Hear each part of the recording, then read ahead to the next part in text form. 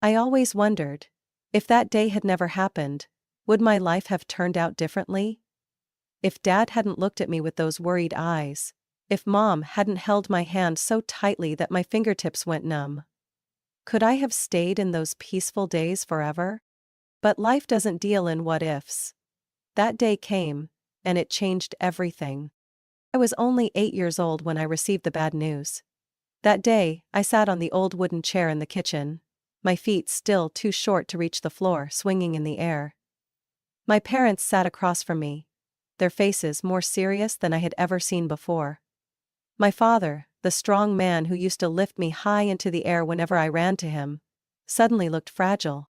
"Sophia, sweetheart," my father's voice was hoarse, as if each word was a heavy stone pressing on his chest. "Daddy has something important to tell you." Cancer. A short word that carried the weight of an entire world crashing down on an 8-year-old child. I didn't fully understand what it meant, but I was smart enough to recognize the fear in my mother's eyes. The months that followed turned our little home from a place of warmth into a revolving door for doctors, nurses, relatives, and well-meaning, but empty words of encouragement. I watched my father, the man who once carried me on his back through the summer fields, grow weaker with each passing day. His illness consumed him like a slow, merciless storm. Mom tried to keep things normal. She still cooked his favorite dinners, played his beloved jazz records, and smiled at me every morning. But I wasn't naive. I knew that every night, after she thought I had fallen asleep, she cried behind their bedroom door. I would sit outside, hugging my worn-out teddy bear, wishing I could say something, anything, to ease her pain. Dad passed away when I was 10. I don't remember much about the funeral except for the overwhelming sea of black, and the way Mom's hand gripped mine so tightly it hurt. I thought, at the very least, we still had each other. But just a week later, I realized how wrong I was. 1 week after the funeral, Mom sat me down again. But this time, her expression wasn't just sorrowful. It was distant. "Sophia, I've spoken to Grandma." Her voice was soft, but I didn't like the way she looked at me, as if I were a burden instead of her daughter. "I think it would be best if you stayed with her for a while, just until I can get everything sorted out." The words hung in the air like a needle piercing my skin. I didn't understand. I thought Mom and I would get through this together. I thought that even though Dad was gone, I still had her. "Why can't I stay with you?" I asked, my voice barely more than a whisper. Mom sighed and reached out to brush my hair, but the gesture felt hollow. "I just need some time, Sophia. I can't do everything right now." The next morning, Grandma arrived to pick me up. I didn't take much with me, just a small suitcase with a few clothes and the teddy bear Dad had given me on my 7th birthday. Mom didn't come outside to see me off. As Grandma's car pulled away, I turned my head, hoping for one last glimpse of her through the window. She was nowhere to be seen. Grandma's house wasn't far, just a 20-minute drive, but it felt like I had been taken to an entirely different world. My grandmother, Helen, was a strict but kind woman. When we stepped inside, she simply said, "You can consider this your home." She never spoke about Mom, never asked me how I felt about being left behind. But she showed her love in quiet ways, making my favorite chicken soup, knitting me a scarf as winter approached, telling me stories about Dad when he was a boy. Still, I kept waiting. At first, Mom called every week. "Things aren't settled yet, but I'll bring you home soon." Weeks turned into months. Each time I asked when I could return, she always said, "Just a little longer, sweetheart, I promise." But that promise never came true. After 6 months, I stopped believing her. I had given up hope that my mother would ever come back for me. After 6 months of waiting in vain, I accepted that Grandma Helen was the only family I had left. But then, one afternoon in March, as I was doing my homework at the kitchen table, an unfamiliar car pulled up in front of the house. I peeked out the window and saw Mom stepping out of a silver sedan. She looked different. Her hair perfectly styled, her makeup flawless, and her beige dress giving her an air of sophistication I barely recognized. But it wasn't her polished appearance that made me hesitate. It was the man still sitting in the car. Mom practically rushed into the house, her face lit up with excitement. So different from the grieving woman I remembered. "Sophia, sweetheart!" She grabbed my hands, her voice filled with a giddiness that felt foreign. "I have the most wonderful news. I got married." I blinked, feeling as though the room had tilted. "You're going to have a new family, a new father, and 2 sisters, isn't that amazing?" I didn't know how to react. For 6 months, I had waited for Mom, believing she would take me back to the home I had shared with Dad. But now she was telling me I had a new family. A new father. Grandma Helen stepped into the room, arms crossed, her sharp gaze fixed on my mother. "Sarah, this is the first time you've shown up in 6 months, and now you think you can just take the girl back like nothing happened?" Mom forced a smile. "Mother, I know this is sudden, but this is what's best for Sophia." I wasn't sure what that meant, but when Mom pulled me toward the car, I knew I didn't have a choice. The new house was bigger, more modern, but it didn't feel like home. Standing on the front steps were 2 girls my age, Madison and Chloe, my stepfather's daughters. Both wearing identical pink dresses, their blonde hair perfectly curled like porcelain dolls. "Hi there," Madison said, her voice dripping with fake sweetness. "We've heard so much about you," Chloe added, but there was something in her eyes that made my skin crawl. Behind me, Mom placed a hand on my shoulder, beaming. "We're going to be one big happy family." But when I met Madison and Chloe's gaze, I knew it was nothing but a lie. Mom's wedding took place just 3 weeks after I moved in. The ceremony was extravagant, decorated with white roses and scented candles, something straight out of a bridal magazine. Madison and Chloe wore matching ivory bridesmaid dresses, their smiles bright as they stood beside my mother. Me? I was nothing more than a stranger at my own family's event. Mom had picked out a pale blue dress for me. Simple, plain, and completely out of place against the elegant color scheme. When the photographer called for a family portrait, I quietly stepped toward my mother. But before I could settle in, Madison and Chloe wedged themselves between us, forcing me to the edge.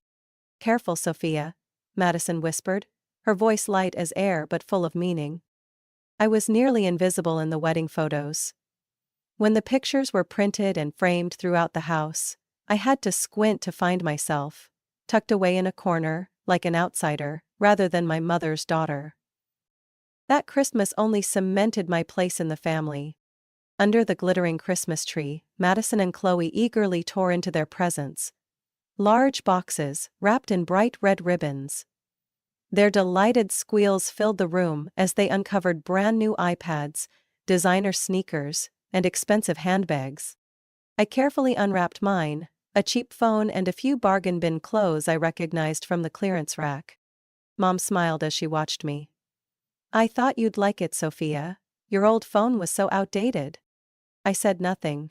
I knew there was no point in arguing. But the unfair gifts were only the tip of the iceberg. The real cruelty happened in silence. One day, I found the necklace Dad had given me, snapped in half. The silver pendant, the only thing I had left from him, lay scratched on the floor of my bedroom. I went straight to Madison, my voice shaking. "Did you do this?" She shrugged, her eyes cold. "If you don't have proof, don't go around accusing people." Then there was the art set Grandma Helen had sent me. It was a special edition. She knew I loved drawing and wanted me to keep pursuing my passion. I found it completely destroyed. The colored pencils were snapped in half, my sketchbook soaked in water, and my drawing paper covered in smeared ink. This time I ran straight to Mom. "Look! They ruined everything!" She sighed, rubbing her temples. "Sophia, don't be so sensitive. Maybe you left them outside and it rained. You can't always blame your sisters." I stood there clutching my ruined sketchbook, tears burning in my eyes. That was when I truly understood. No matter what I did, I would always be an outsider in this house. When Mom announced she was pregnant, the entire family erupted in excitement. Everyone, except me. Robert pulled her into a tight embrace, his face lighting up as if this was the greatest thing that had ever happened to him. Madison and Chloe squealed, giggling as they gushed about how fun it would be to have a little brother or sister. I sat quietly, feeling more pushed aside than ever. 9 months later, Noah was born, a beautiful baby boy with soft brown hair and bright blue eyes, just like Robert. And just like that, the entire house revolved around Noah. Mom almost completely forgot I existed. 3 weeks after Mom was discharged from the hospital, they called me into the living room. Mom sat on the couch, cradling Noah in her arms, her eyes soft with affection, as if he were the only thing that mattered in her world. Robert sat beside her, nodding along to every word she said. Madison and Chloe stood behind them, arms crossed, waiting for what was about to unfold. "Sophia, we need to talk." I had a bad feeling, but nothing could have prepared me for what came next. "Now that Noah is here, we need to reorganize the space in the house," Mom said. Robert chimed in. "Your room is the best option for the baby. It's close to our bedroom, and there's plenty of space for his crib and all his things." I clenched my fists. "Then where am I supposed to sleep?" Mom smiled, as if she had already rehearsed the answer. "You'll share a room with Madison and Chloe. It'll be a great opportunity for the three of you to bond." I let out a sharp laugh. One that carried no humor. "No. This is my room." The room fell into silence. I met Mom's gaze, head on. This house belonged to my dad. He bought it. He built a life here. Robert and his kids have no right to push me out of my own room. Mom's expression darkened. "Sophia, don't be disrespectful. Robert is my husband, and he's your stepfather. We are a family." Robert folded his arms, his voice cold. "You're being selfish, Sophia. We've all made sacrifices for this family, and you can't even give up a room for your little brother?" Madison smirked. Chloe whispered something into her ear, and the two of them giggled mockingly. I felt like I was being pushed to the edge of a cliff with no one to hold on to. Mom looked at me, her eyes glistening as if she were the one being hurt. "I'm really disappointed in you." I swallowed the lump in my throat. "Then consider me gone." After that day, no one spoke to me again. Mom stopped calling me down for breakfast. Robert passed by me as if I didn't exist. Madison and Chloe didn't taunt me anymore. Because to them, I wasn't even worth acknowledging. I used to think their cruel words were the worst thing they could do to me. But I was wrong. Silence was far worse. 3 days. That's how long they all went without saying a single word to me. No snide remarks from Madison or Chloe. No fake concern from Mom. No disapproving lectures from Robert. They had erased me completely from their lives. And it was time I did the same. That night, as laughter echoed from the living room, their laughter, a perfect little family that no longer included me, I reached for my phone and dialed the only number of someone who still cared. Grandma Helen picked up on the first ring. "Sophia." Her voice was warm, concerned. I tried to hold back my tears but failed. "Grandma, I can't stay here anymore." 15 minutes later, the headlights of her old car shone in the driveway. I looked out the window and saw her standing there, firm and unwavering. Without hesitation, I threw a few clothes and my old teddy bear into a backpack and headed downstairs. Mom and Robert spotted me as I walked toward the front door. "What do you think you're doing?" Mom asked, her voice sharp as if she had only just remembered I existed. I zipped up my bag and took a deep breath. "I'm leaving." Mom blinked, perhaps not believing that I had actually said those words. Robert crossed his arms, irritation flickering in his eyes. "Where do you think you're going? This is your home." I turned to look at Mom. "No, you took it away from me a long time ago." No one stopped me as I walked out the door. Grandma Helen pulled me into a tight hug before helping me into the car. As we drove away from that street, I didn't look back. 2 weeks later, Grandma Helen placed a stack of papers in front of me. If you want, I can legally adopt you. But this is your decision, Sophia. You have the right to choose. For the first time in years, I felt like I had control over my own life. Without hesitation, I picked up the pen and signed my name. Mom didn't object. She signed the papers without hesitation, without even a moment of reluctance. The day I returned to the old house to collect the last of my belongings, my room had already been transformed into Noah's nursery. The walls were painted a soft blue. My bed was gone, and every trace of me had been erased. I shut the door and walked straight to Grandma's car without looking back. From that moment on, I was no longer Sarah's daughter. Life with Grandma Helen was like a breath of fresh air after years of suffocating in my mother's house. Every morning she woke up early to make breakfast for me, always placing a warm glass of milk next to my plate of pancakes. In the evenings, we sat at the kitchen table together. She knitting, me doing my homework. We didn't always talk much, but her presence alone made me feel safe. She never asked about Mom, and I never brought her up again. I focused on school. No more Madison, no more Chloe, no more Robert looking at me like I was a burden. I had space to breathe, to grow, to rediscover myself. Grandma encouraged me every step of the way, helped me study, and even attended parent-teacher meetings that Mom never bothered with. When I received a partial scholarship to New York State University, she cried tears of pride. "I always knew you could do it," she said, hugging me so tightly I could barely breathe. The summer before I left for college, she handed me a savings book. "I've been putting this aside since the day you came here. It's not much, but it's enough to give you a solid start." I opened it and nearly gasped. The amount was enough to cover my living expenses for all 4 years of college. "Grandma, why would you do this?" My voice broke. She smiled warmly. "Because you deserve a good future, Sophia." On the day I left for my dorm, she stood on the porch, waving with a bright smile, though her eyes were misty. I knew she would miss me, and I would miss her too. But, for the first time in my life, I didn't feel alone. Mom and the rest of my old family completely disappeared from my life. No texts, no calls, not a single check-in. And I stopped waiting for them. The call came on a December morning while I was buried in my senior thesis at the library. "Sophia?"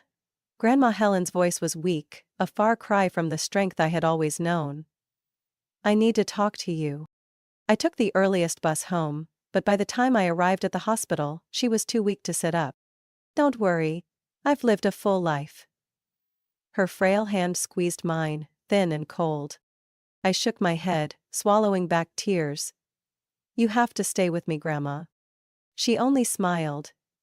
"You're strong enough to walk on your own now, Sophia. I'm so proud of you." 2 days later she passed away in her sleep. At her funeral, as I accepted condolences and comforting hugs from relatives and friends, I thought I would finally be left in peace. But then, they showed up. Mom, Robert, Madison, Chloe, and Noah. 7 years. 7 years without a single call, without a single message. Yet here they were, standing in front of me, looking somber. But there was no trace of the pain I had endured in their eyes. Mom was the first to speak. "Oh, darling, I'm so sorry about your grandmother. She was a wonderful woman." I nodded, saying nothing. "How have you been?" she asked, her voice a tempting warmth. I looked at her, then at the familiar faces behind her. Madison and Chloe were no longer teenagers. They had grown into young women, still beautiful, but carrying the same arrogance and insincerity I remembered all too well. Noah, the child who once took my room, was now an 8-year-old boy. He stood close to Robert, his eyes studying me with curiosity, as if I were a stranger. Finally, Mom smiled. A bit forced, a bit hesitant. "Would you like to have dinner with us? Our family has been apart for too long." That word echoed in my head. Family? I looked at Mom, at Robert, at Madison and Chloe. They were no longer my family. But I didn't answer right away. I simply gave a small smile. without any promises. I spent the entire week thinking about Mom's invitation. Would you like to have dinner with us? Our family has been apart for too long. That word. Family. A real family wouldn't abandon their daughter. A real family wouldn't stay silent for 7 years, and then suddenly appear just because of a funeral. And yet, I wanted to face them. I wanted to look them in the eye and see what they truly thought after all these years. So, I agreed. We met at a small Italian restaurant downtown. I arrived a few minutes late, just enough to observe them from a distance. Mom sat there, her hair still perfectly styled as it had been on the day she remarried, but the years had begun to leave traces around her eyes. Robert looked the same. Composed, dignified, but older. Madison and Chloe chatted easily, unchanged from the last time I saw them. Still close, still inseparable. Still no space for me between them. Noah had grown, but there was no familiarity in his eyes when he looked at me. He knew nothing about me except for whatever stories this family had told him. I walked to the table, and the conversation began. Mom talked about the past years, about their lives. Robert talked about work. Madison and Chloe shared stories about their travels, their careers. Noah proudly declared that he was the best at math in his class. They talked about so much. But no one asked about me. No one asked how I had lived all these years. No one asked what I had been through, if I was happy, if I was okay. Finally, when dessert was served, Mom placed her hand on the table and looked at me with the same gentle expression I had once longed for. Sophia, I really want to fix things. I'm so sorry for everything that happened. Can we start over? I stirred my coffee slowly, letting the question linger in the air. Then, I finally looked up and gave her a soft smile. Mom, do you actually remember what happened? Her fingers tightened slightly. Of course I do, but, you know, everyone makes mistakes. What matters is that we're here now, right? I set my spoon down, my voice calm. No, Mom. We are not a family anymore. The air in the room shifted instantly. Robert cleared his throat. Madison and Chloe stared at me wide-eyed. Mom looked stunned, as if she had never considered that I might say those words out loud. I picked up my bag and stood. Thank you for dinner, but I don't need to fix anything with people who left me when I needed them the most. Then, I walked out of the restaurant, leaving behind a family that was no longer mine. I thought that after that dinner, everything would be over. I had rejected them, severed ties that no longer held any meaning. But as it turned out, they weren't as willing to let go as I was. Mom started calling more frequently, her voice softer than I had ever remembered. At first, she asked simple things. How my job was going, if I ever felt lonely, if I missed my family. But soon, the conversations began shifting toward money. Sophia, your stepfather and I are having some financial difficulties. You know, Noah is growing so fast, he needs so many things. It's just a small amount. You can help your family, right? At first I didn't think much of it. I sent a little money to fix their car, another time to help with a bill. It wasn't much, and Mom always thanked me like I was their savior. Then Madison and Chloe started reaching out. Suddenly, they were friendly, inviting me for coffee, talking about struggles at work. They weren't the same cruel girls I once knew. They were my sisters, caring about me.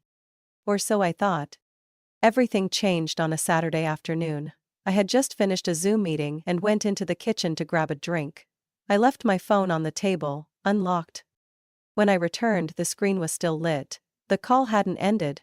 Mom was still on the line. And I heard everything. Does she suspect anything? Madison's voice, followed by a quiet giggle. No. She still believes us. Mom's voice, disturbingly relieved. But we have to be patient. We can't rush it. Though when can we start asking for more? Chloe sounded impatient. Mom sighed. Slowly. She thinks I'm truly sorry. She's already helping little by little. Once she gets used to it, we can start asking for larger amounts. Robert chimed in, his tone low and calculating. She has more money than we thought. A house? Savings from that old woman. We just need to make her believe that helping family is her responsibility. I froze. But what if she finds out? Madison asked. Mom laughed. A laugh I had never heard before. Sophia has always been foolish. She's desperate for family love. She'll never suspect a thing. My heart pounded against my ribs. Slowly, I picked up my phone and ended the call. My hands trembled, but my mind was clear. They had never truly wanted reconciliation. They only wanted my money. I thought long and hard after hearing that conversation. I could have cut them off immediately, blocked their numbers, disappeared, just like they had once done to me. But no. They needed to learn that I was no longer the naive child they thought I was. So I waited. It didn't take long. A few days later, Mom called again, her voice dripping with honey. Sophia, sweetheart, I'm preparing a family dinner this weekend. Everyone wants to see you. You'll come, won't you? I smiled as I spoke, my tone eerily calm. Of course, Mom. I'd love to. When I arrived at my mother's house, everything was just as I expected. A perfectly staged performance. Madison and Chloe beamed at me like they had never tormented me. Noah ran up to hug me, though it was clear he had no real memory of me. Robert sat at the head of the table, nodding at me like a respectable father figure. And Mom, still playing the role of the remorseful mother flawlessly. Dinner unfolded exactly as I predicted. They showered me with compliments, praised me for being mature, for being successful, for thinking about family. Then, just as dessert was served, Mom placed her hand over mine. Her eyes filled with hope. Sophia, I truly hate to ask you this, but... I waited, nodding slightly, pretending to be oblivious. The house is having some plumbing issues, and the roof needs repairs too. We've already gotten a quote, but it's going to cost about... Mom hesitated. $10,000. Madison and Chloe exchanged glances, while Robert slowly set his knife down on his plate, preparing to convince me. I set my glass of water down and looked around the table. Then I smiled. A soft, subtle smile. Yet it was enough to make the atmosphere in the room tense. Silence fell over the table. Mom blinked, as if she hadn't heard me correctly. What did you say? I leaned back in my chair, meeting her eyes. I said no. I won't give you a single cent. Madison slammed her fork down, Chloe frowned in annoyance, and Robert clenched his hands on the table. But Mom still tried to maintain her calm exterior. Sophia, you don't understand, this is... No, Mom, I understand perfectly, I cut her off, my voice no longer soft. I understand that you never actually wanted to make amends. I understand that you and Robert only see me as a source of money. And I understand that all the sweet words from you and my sisters over the past few months were just an act. Mom's face paled. Madison and Chloe's eyes widened. I stood up, placing both hands on the table, staring at them. I heard everything. My voice was steady. The other day, after you called me to ask for $200, you forgot to hang up. I heard you say I was stupid. I heard you call me a puppet you could manipulate. I heard you say that eventually, I'd hand over everything because I was so desperate for a family's love. Mom's mouth opened, but no words came out. Robert gritted his teeth. Madison and Chloe turned red with embarrassment. I shrugged, picking up my bag. But you were wrong. I'm not that child anymore. I turned on my heel and walked away, leaving them sitting there in stunned silence. Mom called after me, her voice shaking. Sophia, you're misunderstanding. Don't do this. We're family. I paused at the door, glancing back briefly. No, Mom, family doesn't treat each other like this. Then I stepped through that door, and never looked back. The next morning, I woke up feeling lighter than I had in years. I owed no one anything anymore.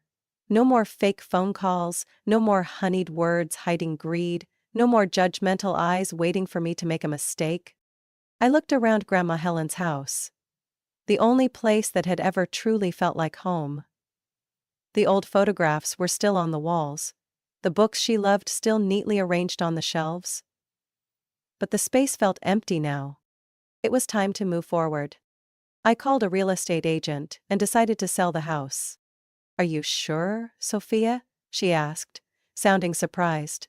"This is a beautiful home. And it seems to mean a lot to you." I smiled, but this time there was no hesitation. "I'm sure. I'll always carry my memories of Grandma with me. But right now, I need a fresh start." 3 weeks later, I moved to New York. I found a small apartment in Manhattan, not big, but just right for a new beginning. Every morning I walked down the bustling streets, grabbed coffee at my favorite cafe, and breathed in the fast-paced rhythm of the city.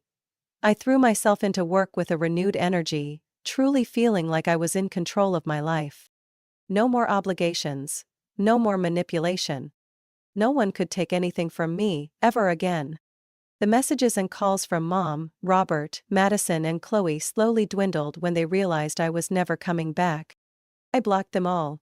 They had forgotten me for 7 years. Now, it was my turn to forget them. One autumn afternoon, as I sat in the park watching golden leaves drift to the ground, I suddenly realized I was truly free. Grandma Helen once told me something that I only now fully understood. Family isn't just the people you share blood with. Family is the people who love you unconditionally, whether you have everything or nothing. And for the first time in my life, I no longer felt alone. I had built my own family. One without betrayal, without manipulation. Just me.